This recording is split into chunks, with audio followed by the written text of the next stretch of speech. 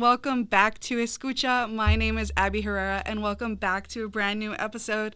Now, today I would love to talk food, fusion food to be exact, where you just mix two cultures and mash them together and make something that is absolutely delicious. And to help me with this, I have a longtime friend, Mr. Brian Rodriguez. Hello, Hello. hello. How you doing? I'm great. It's great to have you on the podcast. Brian, it's so weird calling you Brian just because it's always been Mr. Rodriguez or just Rodriguez. But Brian has been a longtime friend of mine. He was my first ever film teacher in high school, and he has made me who I am. So without him, I wouldn't be doing this podcast, to be honest with you guys. Yeah, thank you for having me. This is awesome. When you hit me up about this, I was, you remember I was just like hard yes, because I really do love talking food. I've done media stuff with the business before, so this is a fun time. So, Brian, since you've left teaching, which is what, like 3 years ago now? Spring of 22. So yeah, coming up on 3 years. Wow. So, you left teaching to start your own business. Yes and no. Quick backstory. As you mentioned, I was teaching. Well, before that, I went to film school, graduated from Cal State Northridge in 2003. From there, TV and film program. And then I went straight into the industry from there, worked on sets, different capacities from everything from a PA to actually directing short form videos. But I kind of fell into editing. That was just my natural niche. So worked for about 15 years in the industry, primarily as an editor. I edited a few feature films, documentaries, commercials. I had my own production company for a few years right out of college. And yeah, wasn't doing the Hollywood thing until about 2014, and just started kind of getting burnt out on the film industry. So at that time, I'd met my wife, my now wife, but I met her in 2010, and she had already been a teacher for about 10 years. And so, when we met, we talked about school and, the interactions with students and how enriching it was and how rewarding. And I just was like, that sounds awesome, because my job right now sucks. And I feel like I need something like that in my life. So left Hollywood and got my vocational credential and started teaching film. And as you mentioned, Artesia High School was my first school. I was there for about 4 years, and then went over to Cerritos High School and started all over from scratch again, built a whole new program from the ground up. But then COVID hit, and this was what we're doing here. This was how I was teaching, and it was just so crazy. I mean, trying to get motivation and the connection with students and stuff like that, it just wasn't there. But I did it, and after that, we came back to the classroom in fall of 2021. I remember thinking the first day we stepped back in the classroom, like, this is just not the same anymore. Yeah. Just didn't feel the same. You know what I mean? Mm-hmm. And so I just started to get burnt out from that. And springtime came around, and I just was like, do I still want to do this even? I'm not really, it wasn't giving me the passion that I once had. And so I resigned in spring of 22, not even knowing what my next move was going to be, my next step in life. I had a friend that was on a TV show remotely. And so he told me he could bring me on for maybe 7 or 8 months. It was it was a full-time job, but it was temporary gig work. So I knew that only had a life cycle, and I again still didn't know what I was going to do. But that summer of 22, I'll be totally honest, I woke up in the middle of the night and I was like, I want to start a barbecue business. And so my wife was like, okay, start your business, go back to sleep. And so that kind of was the genesis of the whole thing. At first it started by just because my backstory with cooking, and I know you want to get into this. I've been doing smoked meats since 2014. So about the time I started teaching. Well, I knew when I met you, you had like in class, you would just be like, yeah, guys, I like to grill on the weekends. And it would just be those minor things that you would drop that I would kind of know, but I didn't know to a full extent. Yeah, 100%. It was just a hobby of mine, and I would cook stuff for the family, and every so often I'd have a relative be like, hey, can you smoke a tri-tip, or can you, cook up a brisket? And so I started experimenting with different cuts and For the holidays, people would want my food, and so yeah, so it's something that I'd been doing just kind of as a hobby, and then but again, going back to the whole passion thing, it was something that really made me happy, and something that like I truly enjoyed doing, and like I feel like when I'm cooking, and even still, like even now, 3 years having this business, I still love cooking. I mean, at the core of it, I love creating and I love assembling things. And then when people taste my food, and then the conversations that we have from that, it feeds my soul, and to get that passion back for something was pretty cool. Yeah, so that's the thing. Like I didn't even know this is going to be where it is now. I just knew that I needed something different in my life, and things kind of fell into place. And yeah, now here we are about 3 years later with this whole thing. Yeah, well, that's so great that you were able to find like create something out of a passion that you already had and create it into this because I remember when you started you were just doing pop-ups every once in a while, and then now you still are doing pop-ups but more frequently. Like I'll see a post on Instagram and it's like, whoa, Ryan's doing another pop-up like at the end of the month. I'm like, well, that's crazy. And then you texted me and you're like, hey, you like Cassidy's Corner? Go get some pastrami. And I'm like, oh my God, that's so crazy. And now you're in 2 Cassidy's locations, which is insane. Like literally I can go to Cassidy's right after work and have some Big Brian's meats. Which is so cool. It is cool. And yeah, it's like that goes back to the whole thing, like seeing people, their response to what we've been doing. And especially now, like after I get off this call, I've gotten in with the city of Lakewood pretty well. I'm on their executive board of their Chamber of Commerce. So I go to a lot of city events. Like I know all the council members. They know what we are. Lakewood is a really small community, and to like start to now gain a following in our own backyard is pretty awesome. And I think it just speaks to kind of the work that we've put in over the past few years to try to grow this thing, because we want to keep doing this. We want to keep pushing it. We want it. We're already talking about brick and mortar location. So the next few years are going to be pretty exciting for this whole thing. Can you shed a little bit more light on the journey of the actual business itself and how that's felt for you? So starting the whole thing, the name itself kind of started as a joke from one of my neighbors. Because what happened was I was scrolling through Facebook one day, and this was actually before I even knew what the name was. I just knew I wanted a barbecue company. I didn't know what the name was going to be, blah, blah, blah. And I came across this post for a big, gigantic smoker, like one of those tailgate smokers. And so I put it out like, hey, I'm going to start a GoFundMe if anybody wants to pitch in for this, like just as a joke. So I had people chiming in going, like, I got 5 on it. I'll give you 20, blah, blah, blah. And one of my neighbors across the street, this guy named Felix Rosario, he wrote in, Big Brian's Meats. Like that was his comment. I still have that post saved. And I looked at that and I was like, that actually sounds pretty bomb. Well, that's pretty catchy. And so, next thing you know is I'm filing legal paperwork for Big Brian's Meats LLC. I ended up taking talking to a financial advisor. I took my teacher pension, which wasn't a ton, it was 8 years, but it was still, a fair amount of money. And that's my retirement fund. I took that, I cashed it out. It got heavily taxed, but that's okay. And I used that for my startup capital. So I literally, and I talked to my wife, Elena, and she was on board for it. And she, I think she saw how serious I was about really wanting to do this. And she was like, bet on yourself, why not? So yeah. So next thing I know is I'm filing paperwork. Setting up our DBA, or just getting all the legalities squared away, trying to find our first few gigs, and then all that while trying to come up with a menu, a simple basic menu that we could start with. And so it started by just selling to the neighborhood. We sold to our neighbors, family members, friends in the area, and they would just drive by. And I think you came by to pick up one of those. Yeah, your first drop of chili. I remember it was a chili with rice with cornbread.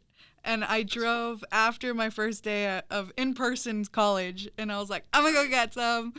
Yeah, that's right. So that's how that was how it all started. People just coming by after work or school or whatever, just pick up out of our house. And then my brother designed this logo, which he's got a marketing background, and obviously me with the film background. We believe in branding and building a brand identity that people can remember and that resonates with them. So yeah, I thought the logo was just really really key to tying it all together. But yeah, just starting a business is pretty wild. You got to be, I think you got to be like part fearless, part crazy, and like just all in 100%. You just have to, I think you actually have to be more crazy than fearless. I think fearless is the byproduct of being crazy. So um Yeah. but you got to just know that, like, even if it doesn't look like it's going to work out, like even like if you're like, oh my god, how am I going to do this, things look insurmountable, you just have to trust yourself and your instincts, and just know that there is no plan B. So for myself now, this being like my third career change, I'm 44 years old now. I started this when I was 41. This is it. I mean, this is, I see this for, I don't see myself doing a fourth career change. Let's just put it that way. Wow. Wow. So at the core of this business of the meat, like behind the meat, is your love and passion for food. So can you explain where that all came from? Growing up in so I'm like fourth generation Mexican American, and it's very similar on my wife's side of the family. She's like third, fourth generation as well. But both of us, we grew up, smelling all the delicious food that was being made in our grandma's kitchens, especially with on my side of the family. My mom's mom, she was the cook. Like you would just walk into her living room and you could already smell this just insane aroma and just this beauty just permeating from her kitchen.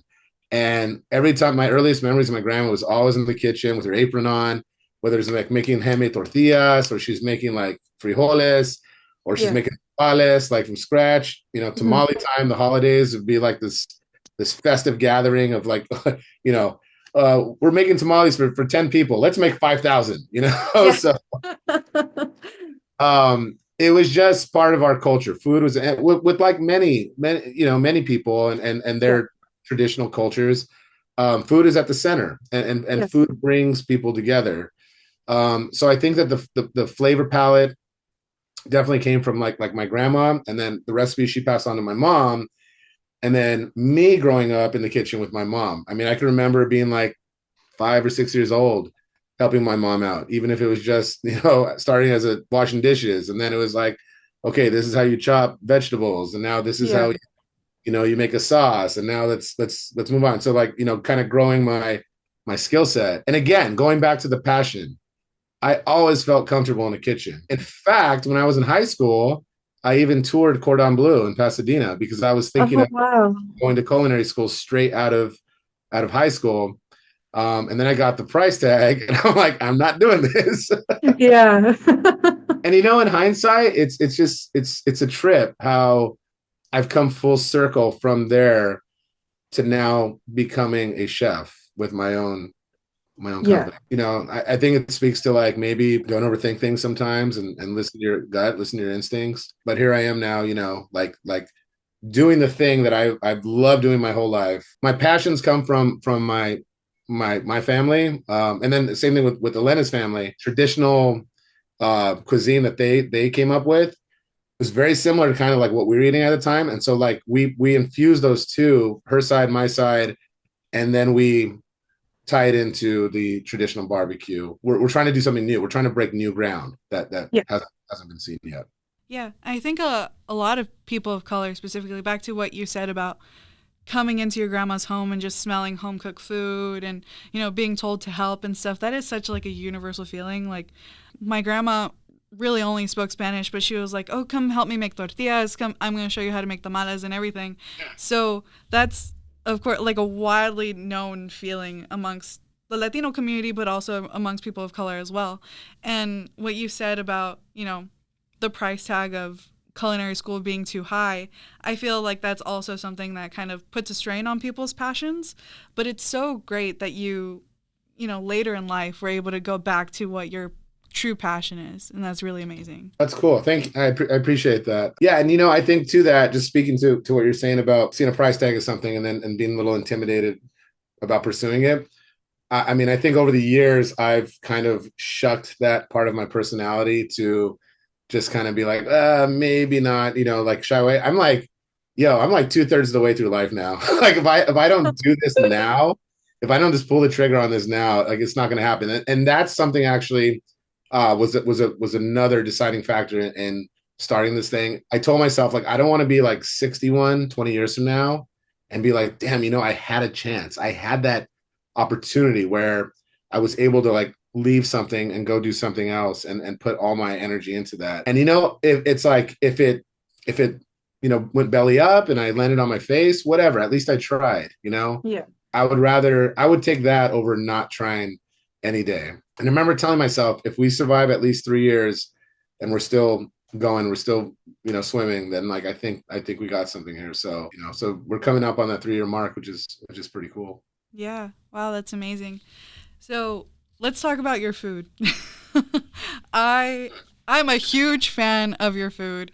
Um, and that's pretty much what this whole episode is about, is your take on fusion food, because you do have a barbecue centered menu with food that replicates or is an homage to Mexican cuisine. Like you have your El Jefe torta, and I believe at times you also have like pollo asado, but done like the traditional Mexican way, I believe. Right. So why do you personally find it necessary to highlight your Mexican identity through your food, through barbecue specifically?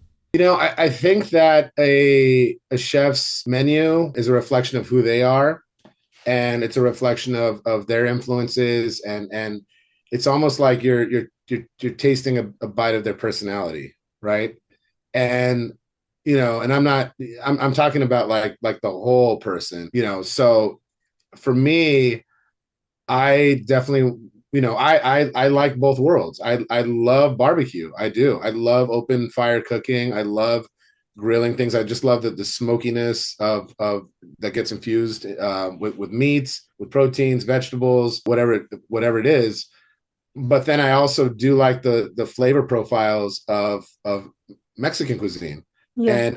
and specifically our flavor profile is centered around what I call SoCal Mex. Okay, right. SoCal Mex. That's our thing. Barbecue plus SoCal Mex infusion. And I say that because the flavor profiles of like really traditional Mexican food are different than like this region of Southern California. Yeah. And so I wanted to do something that was going to tie those flavors that I grew up with, that my wife grew up with, our cousins, our friends, whatever.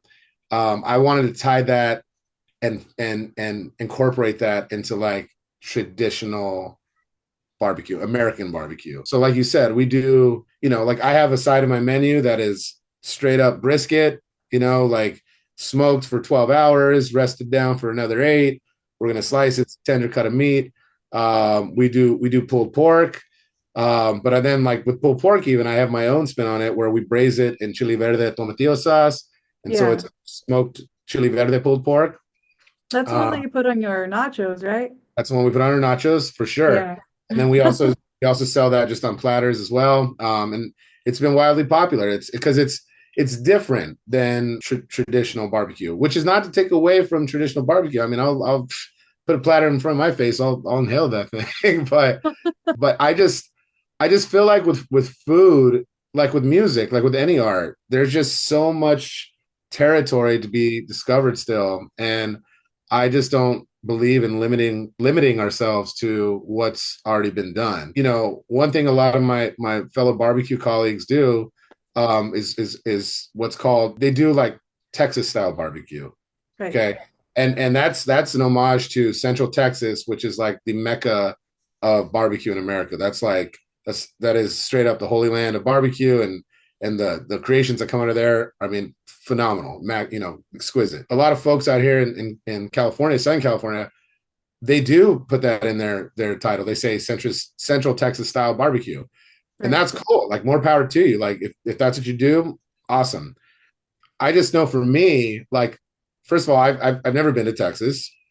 I'm not from Texas, and I don't know what goes into their barbecue. So I don't want to claim Central Texas barbecue. Right. And even that's not even in our company name. It's Big Brian's Meats. Like we're not Big Brian's Barbecue because we want to take it to the next level. We want to do more than just, I think, what we're used to when we think of traditional barbecue. We kind of want to push the possibilities with our food. And so, getting back to your question, I want people to taste like the flavors I grew up with, but then also enjoy a barbecue experience in the process. I like that you describe your food as SoCal barbecue because it is true. Like here in Southern California, Los Angeles, San Diego, specifically, those two cities have a large Latino population. So our food is heavily influenced by that, but obviously it's not going to be traditional Mexican food. So I really like that you describe your barbecue as SoCal barbecue because that's something that isn't really seen, and but you're doing it. And it's delicious. Yeah, thanks. Yeah, and so now we're actually I recently brought on another chef Robert Garcia. Yeah. Uh, I met him recently. He's actually in the neighborhood, and he contacted me on Instagram, and he wanted to help out however he could. So he's helped us on a few events now, but he's also helping with research and development, and we have like a whole new lineup of things that we're testing right now and rolling out, but staying with that whole theme of SoCal Mex. For instance, we came up with a new rub for our ribs. They're called Cali Mex style, but it's with hints of like New Mexico chili, California chili. We got onion powder going into it, a few other flavors, smoked paprika. We're trying to really, really capture that essence of again the Southern California Mexican palate with the barbecue. But I'm super excited because Chef Robert he gets it. Like he understands what I'm trying to go for. Things that we're gonna come up with in the near future here are gonna like they're gonna take it to the next level. So Do you execute fusion food in a way that isn't gimmicky? Because I've been I love fusion food, but on social media you see like people do these really weird things with fusion food, but you also see things that are like, huh? And then you try it and it's like, oh, like there's this Salvadorian restaurant in Los Angeles that does a Korean style pupusa, and I was like, that's so interesting. So what they do is they just stuff a pupusa with cheese and bulgogi, and the cortido is kimchi, and it's amazing. But when you hear about it, you're like, what the hell is this? Yeah, so how do you execute that without, making fun of traditional cuisine? I think that's a fair question. And I do think there's a fine line that you have to toe between like being a fusion food and then it being like a carnival food, like a Yeah. Frankenstein thing, and I think that's all like whenever we come up with something new, like I try to be like really conservative with the ingredients, and then we'll taste it down, and if it needs some more of this, some more of that, then we'll kind of make the adjustments because I think you do have to be sensitive to respecting the original dish and Yes. then just kind of adding your own little spin on it. I live by the homage less is more because and I'm a foodie myself. I watch videos. I follow a ton of chefs and influencers and cooking sites, and I watch stuff. I see what's going on, and one thing that it's funny. My brother and I always talk about is when we see like the sauce just getting like caked on, like nobody's. Yeah. It's like almost like dumping it on your head and bathing in it. It's like, man, like that's cool. Like back off the sauce, bro. Yeah. And so then that's when I'm saying, like, I think that, and not to sound like a snob or anything, I'm really trying to be humble about this, but I see that too often, and then it kind of toes into that carnival food realm, and we're trying to stay away from that again because we want to, like, for instance, with the meats, like I don't really like using barbecue sauce on my food because I think that I want people to taste the essence of the flavor of the meat Yeah. and how it was cooked and how it was prepared and seasoned. I feel like sauce sometimes is like makeup. Like you're putting makeup on, like just to try to make it look better or embellish it. And Yeah. I think you have to respect the original dish and be very cautious, for lack of better terms, about how you infuse your own spin on it to make it an infusion dish. Do you feel that fusion food has an important position in the culinary world? And do you think people kind of just set it off to the side? I 100% think it does belong. Absolutely. And I think it deserves a seat at the table. And I believe it should be here to stay. Um, Again, for the reasons being that there's so many avenues of food and cuisines that we haven't explored yet. It's like uncharted territory.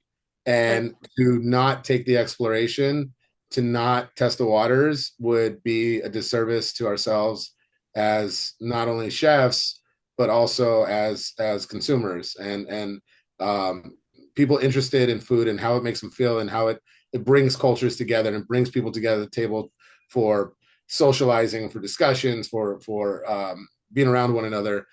I think that absolutely, like, I feel like we're just touching the tip of the iceberg, and yeah, it's it gets my stamp of approval, 100%. Right. Well, that's amazing. So, where can people find you, B-Rod? Where can we try Big Brian's Meats? We are, well, you can go on our Instagram at Big Brian's Meats, at Big Brian's Meats. We're always posting our schedule there. As you mentioned, we're doing a lot of pop-ups, and we're also going to start to do maybe some flash sales once in a while. But yeah, we're doing a lot. We've got definitely a very heavy pop-up schedule coming in the spring months. In May, the end of May, May 30th, June 1st, we're going to be participating in the third annual Long Beach Barbecue Festival. It's at Rainbow Lagoon. Tickets are on sale now for that. And if you go on my Instagram, you can find the link for the tickets. It's a 2-day event, Saturday and Sunday. Tons of barbecue vendors. There's live music. There's a beer garden, whiskey tastings, craft vendors, merch vendors. It's going to be a pretty big deal. And so we'll be there for 2 days. You can definitely come out and see us there. But yeah, we're doing a lot of brewery pop-ups in the area. We also cater. If you guys are interested in catering, hit us up. We do groups of like 20 all the way to 400. We're having a great time. We're having an absolute blast, and we can't wait to cook for everyone. Oh, that's amazing. Thank you so much for coming on the podcast. I very much enjoyed this conversation because we've never really talked about this side. Really haven't. Food. Yeah. I remember we talked at your first pop-up. We were like, hey, what is this? And then now 3 years later, here we are. Right. Oh, and as you mentioned too, you can get the pastrami, our signature smoked pastrami, at Cassidy's LBX, and also Cassidy's Long Beach on Spring Street and Los Cadiz Diagonal. Go tell Seth and Bernie over at Spring Street I sent you, and tell Tia at LBX that we sent some customers your way. Perfect. I know I always frequent that LBX one. I just walk over. Perfect. Yeah. Alrighty. Well, thank you so much, B-Rod. You. Yeah. Of This is a lot of fun. This is a lot of fun. Thanks for giving me an opportunity to talk about, what we do and all that good stuff. Any excuse to talk about food. Alrighty. Well, have a good day, Abby. Good seeing you. You too. All right. Bye. That is all that we have for you this week on Escucha. Thank you so much for tuning in. And thank you so much to Brian Rodriguez again, and to Big Brian's Meats. Before the call actually ended, unfortunately we didn't record this, but they are a family-run company. So his mom helps him run it. His wife, Elena, helps him run it, as well as his kids, Cora and Emiliano. They are usually behind the grill. They're taking orders. Sometimes Emiliano has his brownies up and available for sale if you ever go and visit Big Brian's Meat. But it was such a great experience having an old friend on the podcast and having someone who you saw create this business from the ground up. And him talking about his culture was also amazing as well. That, as I mentioned in our Zoom call, that is something that we've never talked about before. And that was really amazing to see and to hear. So Brian and Big Brian's Meats family, thank you so much for coming on the podcast. And we really appreciate what you're doing with Latino food and Latino cuisine. and putting your own spin on American style barbecue, because there is room for Latinos in American quote unquote cuisine. And thank you so much for doing that for the community. That is all that we have for this week's episode. Thank you all for listening, for watching. Tune in every Tuesday at 4 p.m. and follow Enye_LB on Instagram, and subscribe to us here on YouTube and follow us on Spotify. Thank you so much, everybody. I will see you all next week.